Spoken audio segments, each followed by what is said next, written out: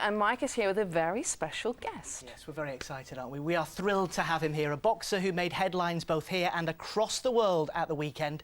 Manchester's Anthony Crolla was the underdog going into his world title defence against Barroso, but produced one of the great performances by a British fighter to pull off an incredible victory, and he is here with us. Anthony, many, many congratulations. What a moment in your career. Yeah, it was a moment in my career that I'll never forget, but I thought last time out, winning the world title could never be topped, but I think we might have just topped it on Saturday night.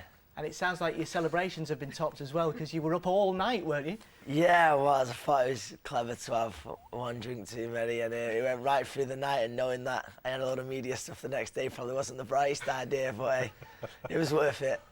Your opponent was a big hitter, Monster, the favourite, and yet you waited for your moment to strike in round 7, didn't you? Yeah, I knew I had to be patient with him, but early on I surprised a lot of people how I took the fight to him rather than going on the back foot, but we sort of met the storm head on.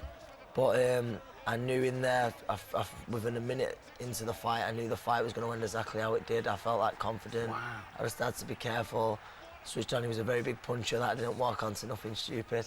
Incredible scenes in there as well. Everyone really seemed to get behind you. Everyone across the country really seems to be behind you now. Yeah, oh, it was absolute madness, and nights like that, what I got into boxing for, and it's something that I'm forever thankful for, you know, the support people. It's been that I didn't want to come and watch me, and I think they did. They all had a great night, every bit as good as me. I think they did, and social media went mad. You had the Manchester United players tweeting about you and what have you. I mean, as a fan, what does that mean? Yeah, it's brilliant that the boys take time out to watch me, and I'm a fan. I'm there week in, week out cheering them on.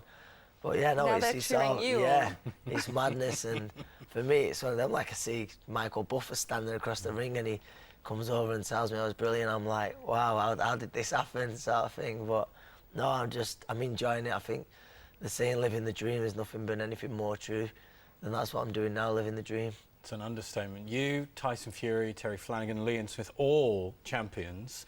It's a pretty good time for Northwest boxing. It is. It's a fantastic time. Probably right up there with the strongest it's ever been, and I'm just happy to be a part of it and be, you know, one of the front runners with those three lads who have world titles.